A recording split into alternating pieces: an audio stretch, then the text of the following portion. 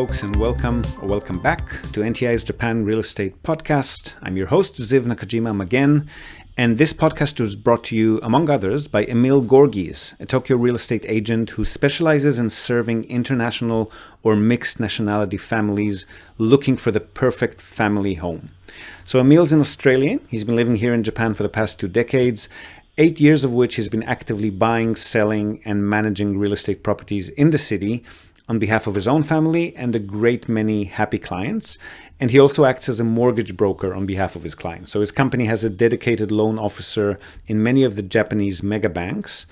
And if you're a regular listener, you probably already know him from our JREP, the Japan Real Estate Experts panel sessions.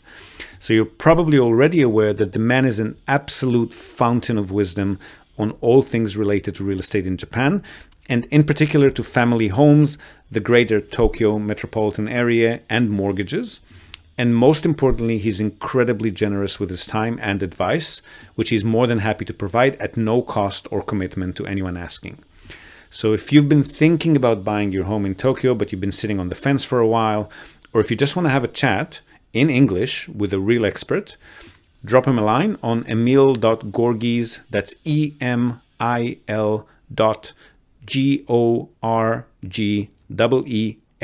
emil.gorgies at tokyorealty.jp. Hit him up today and start exploring your options. All right, so today's episode. If you recall, about a month ago, I've published a conversation that I've had with a US-based entrepreneur who's in the process of moving to Japan with a Japanese wife, and he's interested in setting up a similar business to our own in Nagoya. We had a look under the hood at NTI, our own company. We spoke about what it takes to start up a real estate consultancy business in Japan, what sort of loans are available for investment, market fundamentals, how to read Japanese property listings, taxes, and so on and so forth. And we'll link to that episode again in the show notes today. So today's episode is the second part of that conversation.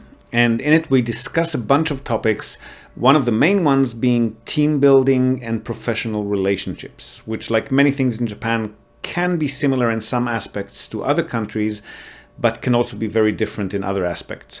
So who do you need on your team, how and when to contact agents, property managers, lawyers, accountants, maintenance and renovation companies, etc.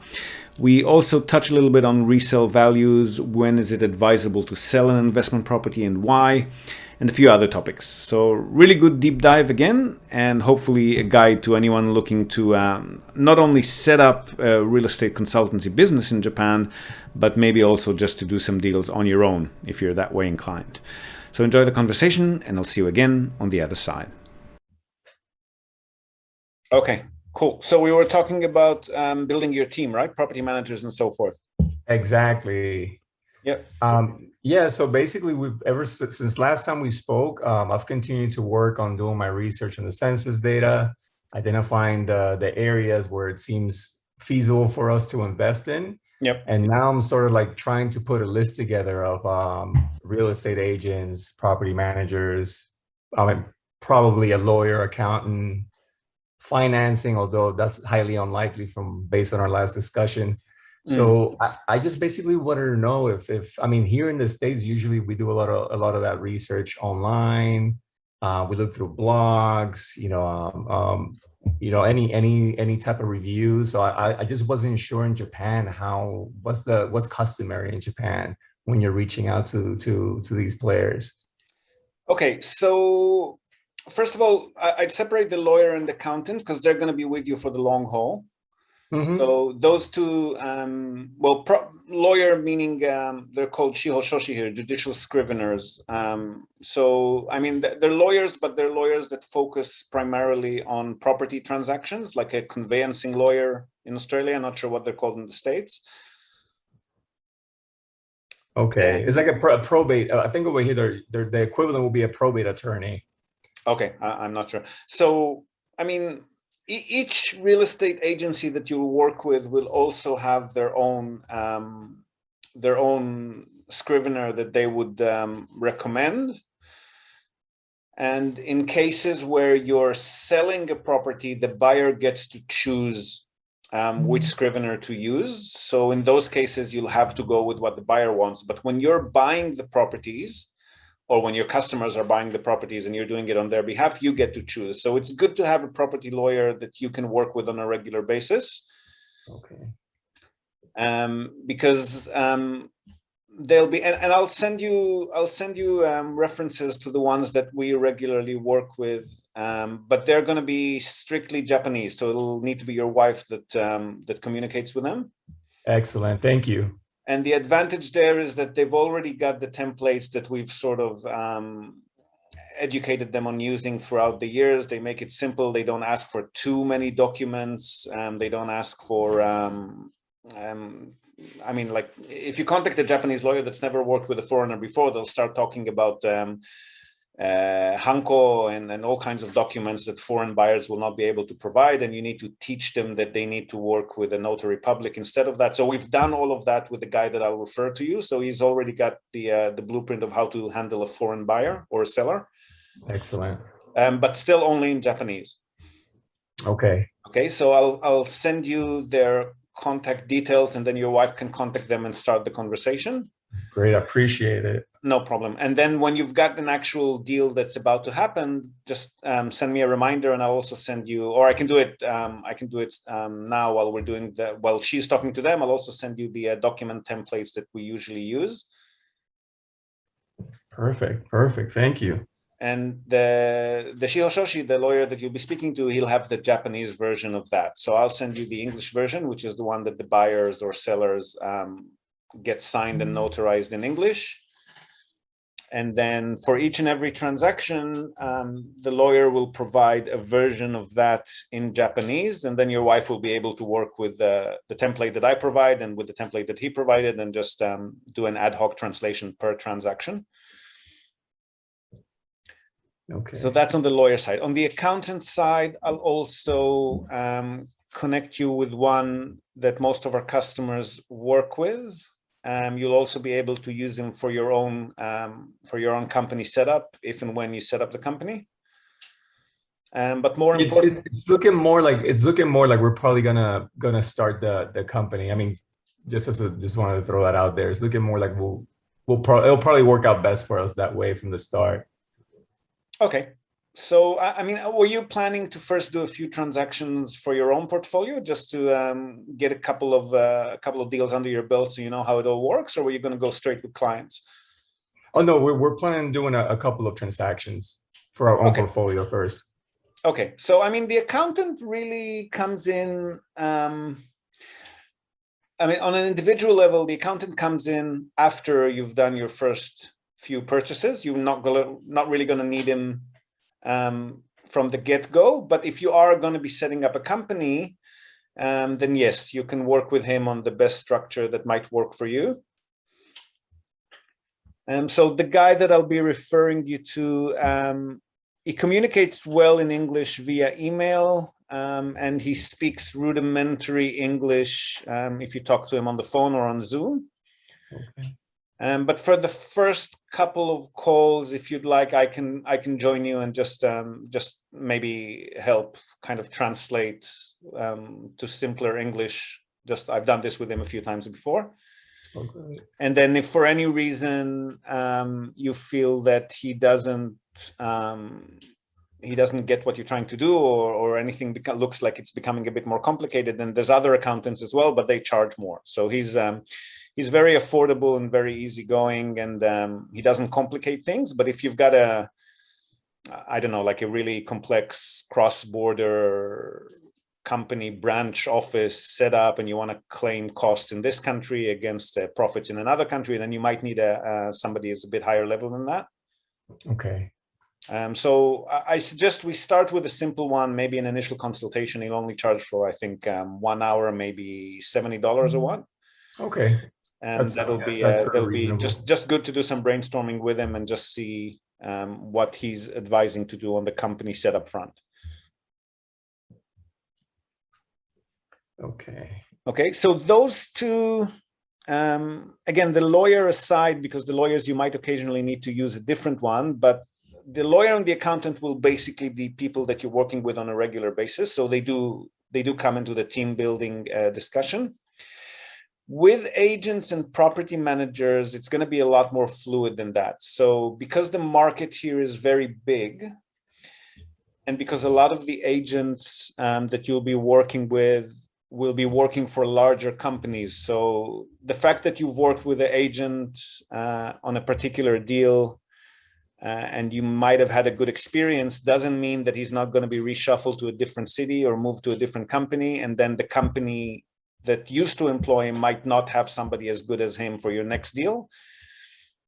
And also, you'll be contacting listing agents for each particular deal that they've got listed. So the process that we used to in other countries, like for example, again, my experience is mostly in Australia, aside from Japan. But in Australia, for example, I would be contacting a particular agent, explaining what I need, giving him my criteria, and sort of sending him out to research properties for me and find them wherever they may be listed. You can do that in Japan to some extent, but a lot of the agents that will have properties listed that you might be interested in will not want to work with other agents. So the process of having your agent contact the listing agent might work sometimes, but on many occasions, the selling realtor will prefer to sell direct and not via a buyer's realtor, because then they have to share their commissions with them. Okay. So it's usually a better idea to, at least for the first, I'd say, year or two, just go for the interesting deals, whichever agent happens to have them listed. Once you've concluded a deal with a particular agent, then you'll already be in a sort of relationship status with him, and you can say, okay, well, we've got other customers, or we're interested in other properties. Can you help us find? And then it'll be a smoother relationship. But if you try from the get-go to contact somebody and initiate a relationship which is not related to a particular deal, most of them will not really give you the time of day, because A, they're not used to working with foreigners. B, the properties that they're listing are pretty cheap in most cases, especially the ones that you're going to be buying in cash. And the market moves very quickly here. So they don't really have any vested interest in, starting a conversation with you and talking about what you might want or you might not want, because they're going to have a buyer down the track in a couple of days' time who's going to buy whatever they got listed anyway. Okay, that's very helpful, because I was probably going to take the same route that you were describing in Australia. That's how it is in the US also. Yeah. It works here if you're talking about fancier, more expensive properties, entire buildings, hotels, that kind of thing. Then yes, then you can from the get-go form a relationship with somebody capable. But the cheapos and the cash cows, they go so quickly that the agents are not really interested in building any relationships before they've got a deal or two with that person. Okay, that makes sense. Yeah. It's a really fluid market. I mean, an attractive property, especially on the investment and especially on the cheaper side, attractive property is usually spoken for within a few days or maybe 2 weeks at most from listing. And the agents are just fielding constant inquiries and just, receiving constant applications to purchase. So most of them on the cheaper end of the scale just don't have the time to spend in building relationships. Okay, and is it basically goes through a bidding sort of process then when they have that many applications coming through? It's basically first offer, which the seller has accepted, will be the one that they'll go with. And if they end up receiving a higher offer down the track, then they'll give the first person a chance to raise their price. So they're not going to just say, oh, sorry, we sold it to somebody else. They do it in a more structured, proper manner here. So whoever submitted an application first, I mean, the seller might delay responding to the application because they want to wait a few days to see if they'll get a higher one. But once they've received it and accepted their price, of they've counter offered and there's been a bit of negotiation. Once the offer or the revised offer has been accepted, then that's pretty much going forward. If a higher offer is going to come in down the track, they'll give you the chance to raise your price. Okay. And there's no overbidding here. Basically, you almost never see anything beyond the listed price. Okay. So it's always the listed price or lower. It really sounds like it's straightforward over there in Japan. It is. Once you get past the language and cultural gap, it is. But some things are just done a little bit differently, so you need to get used to it. Like, for example, there's no conveyancing process. So the 10% earnest money, the down payment that you make when you sign the contract, that goes directly to the seller. There's nobody holding that fund in escrow or anything of that sort. Yeah, I got a bit skirmish when I read about that. I was like, what? Yeah. I mean, it's just different. Yeah. So there's a couple of things that you need to get your head around, but it is a pretty straightforward process.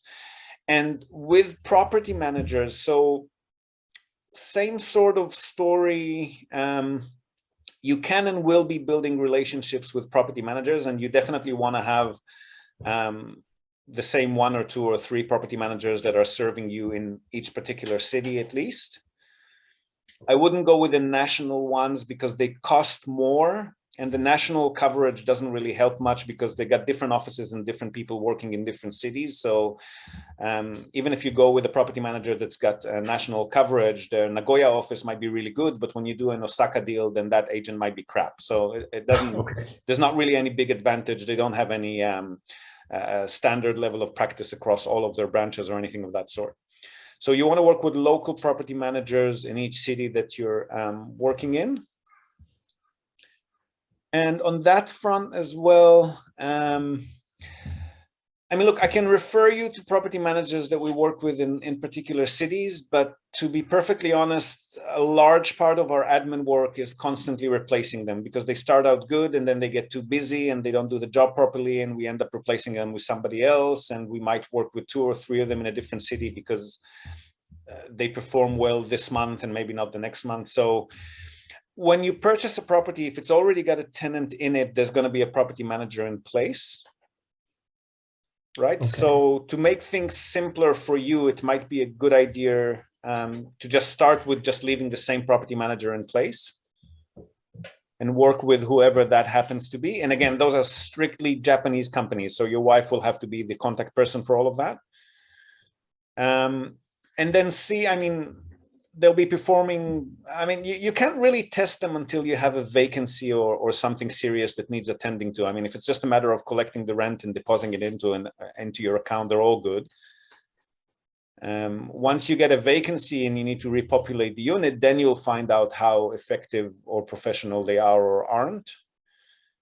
Okay, and what's the standard for the length of a contract with the property managers in general?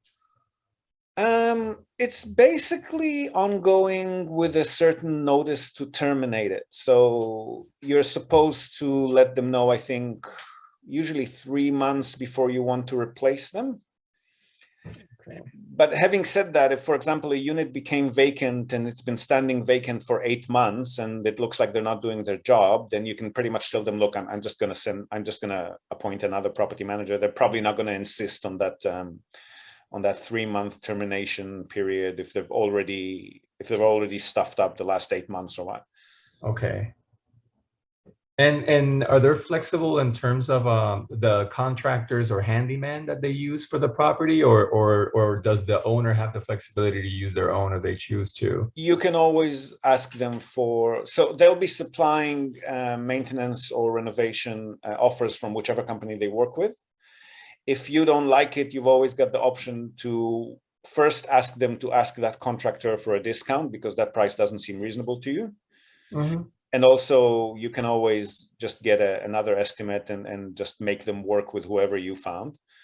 Okay. So that's not an issue, but there's a time sensitivity there. If you've got a tenant in place that needs something fixed quickly and you're going to spend a month getting second opinions, that tenant might just leave. So if it's a matter of $100 or $200 extra and there's an actual tenant in the property, then I wouldn't. And also if let's say it's a renovation, if it's a $2,000 renovation and you're losing out on months of potential rent just trying to discount $100 or $200, it's just not worth it. Absolutely. But if the price seems exuberant, then yes, definitely get a second opinion. And also, I mean, you want to factor in how long it takes you and put a price on your, in this case, on your wife's time, because she's going to be the one researching alternative maintenance companies and getting estimates and organizing for them to visit the property, to inspect it, to provide the estimate. So if she's going to be again spending, 2 weeks for saving $100 or $200, I don't know if that's worth your time. So case by case, I would say. Okay. Yeah, I'm trying to put as much time as possible doing all the ground research. I know she's going to be busy dealing and talking with people. Yeah. So, I mean, just thinking about how we work, there's going to be ebbs and flows. Like when you're looking for your first few customers, you're going to be a lot busier. And once you get a lot of work going, then she's going to be a lot busier, and it just comes in waves. So, yeah, I mean, how has that been in your experience managing that? I know this is a little bit off topic, but I was just curious.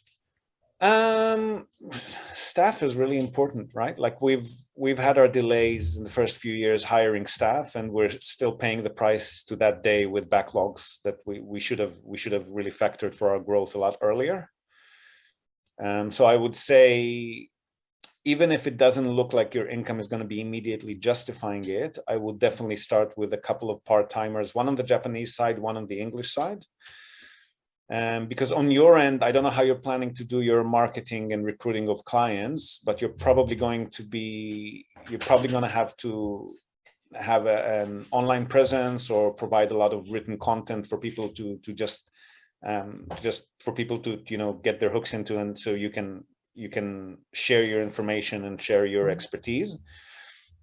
And in the beginning, when you don't have any customers, that's all you do. So it's not a big deal. But once you do start having some customers, then your job becomes also to manage those existing customers. So the marketing, like, for example, I did the first year only marketing, and then we started getting some customers in. And then when I was focusing on servicing those customers on the English side of the business, then marketing just didn't exist because I couldn't be doing both of those things at the same time. And same goes with my wife. So when she was establishing relationships and talking to agents, we didn't have too many properties to manage. Everything was okay. Once we started getting clients in, and there was constant admin work to do on the Japanese side, especially with the property managers, it's a nightmare because they'll each be, 1, 2, 3 properties, not a big deal, but basically there's no set standard for the way they report, right? So they'll each be sending in their monthly reports in completely different formats. Some of them by PDF, some of them by email.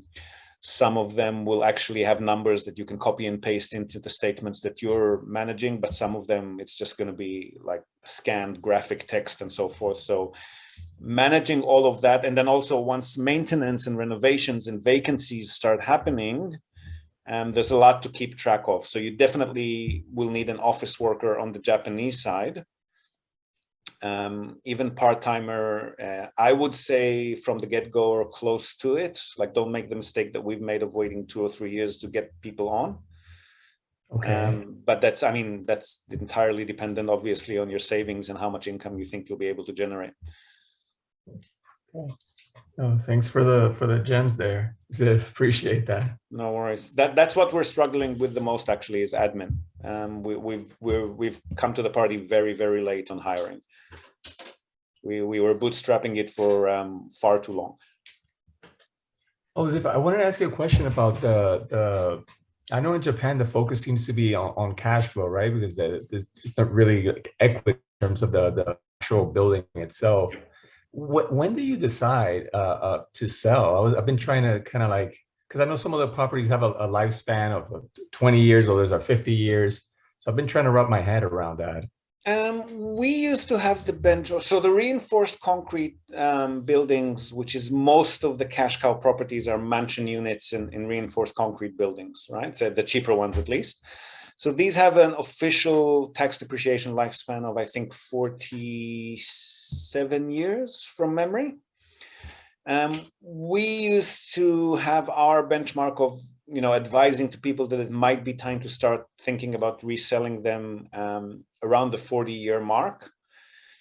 As the building gets older, maintenance and monthly building fees get higher, and then you'll see that the yield just shrinks. It's not as attractive as it was when you purchased it.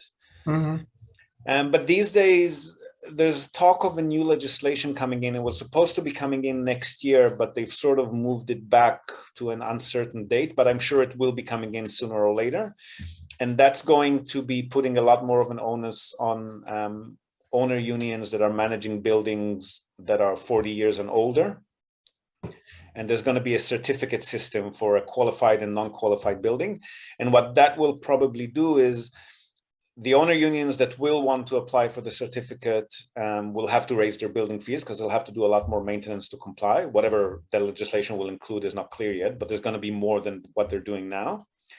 And on the other hand, if they choose not to go for the certificate, then there's suddenly going to be, I think there's going to be a market for certified and non-certified properties, and the price difference might be huge.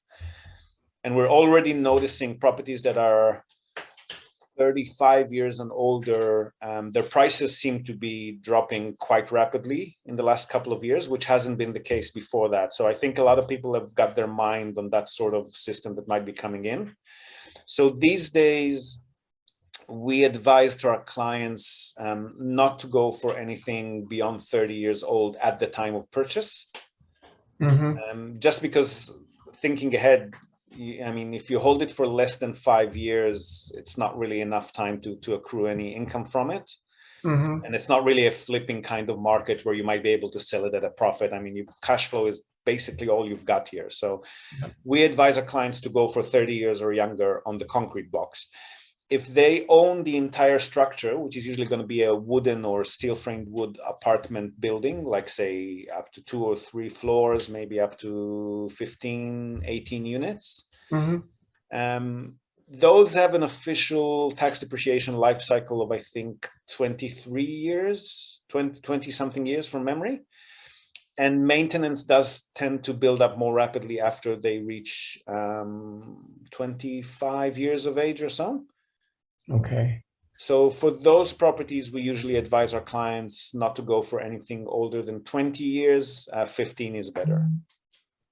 Okay, great. And then if they're holding them that long where the properties reach those ages, whether it's the concrete or the wooden structures, and then we give them a reminder that it might be time to consider reselling it, because value and yield might be sort of maybe not falling off a cliff, but definitely shrinking more rapidly as the buildings get beyond those points. Okay, great. And I mean, it's always a lot easier to sell a property to a local Japanese buyer because they don't expect yields as high as foreign buyers expect them. So if you've purchased a property that was netting, let's say net before tax, it was making 6%, and then 5, 6, 7 years down the track, it's gone down to 5%. Foreign buyers might not be interested in it because they've got a lot of exchange rate fluctuations to consider, and it's a remote market for them, and they've got extra overhead by virtue of having to deal with you, which is an added layer on top of the agent and the property man. But Japanese buyers don't need to think about that, so they'll be happy with lower yields usually. Okay, that's good to know. So unless you have a client who's particularly interested in purchasing a particular property, just sell them on the open market. Awesome.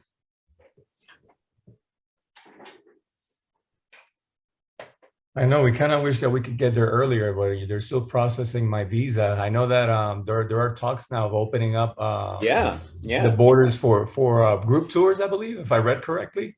That one I haven't read. I know that they started allowing business visa holders and students in. Correct. Today, right? Or yesterday? Yesterday. So I think the groups and then the normal tourists will be coming in soon. But I mean, having said that, fingers crossed that we don't go through a 6th or 7th wave suddenly. But if all proceeds according to plan, hopefully we'll see people coming in a couple of months.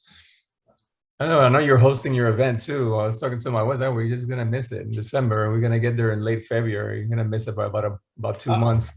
Oh, we hope to have it every year. That's the first one. If it goes well, we'll be here next year as well. Great.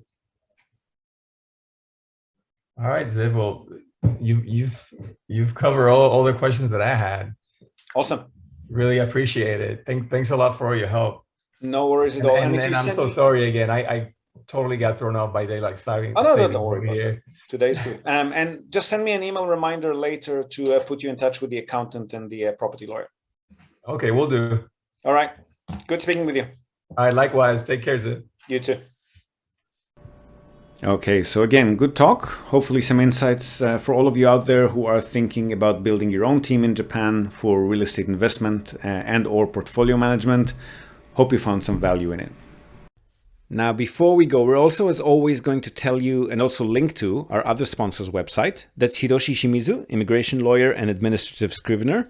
If you're thinking about moving here on a more permanent basis, or you're already in Japan on some sort of a temporary visa and you want to switch to a longer term or permanent one, or if you're considering setting up a local company or a branch office of a foreign company and you've got any sort of business or visa related inquiries, or even if you just want to find out what your options are on any of these topics, feel free to contact Hiroshi Shimizu. You can find him at japanimmigrationexperts.com.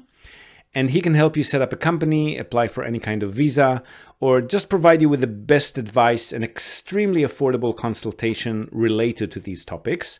And he's already done that for many of our listeners.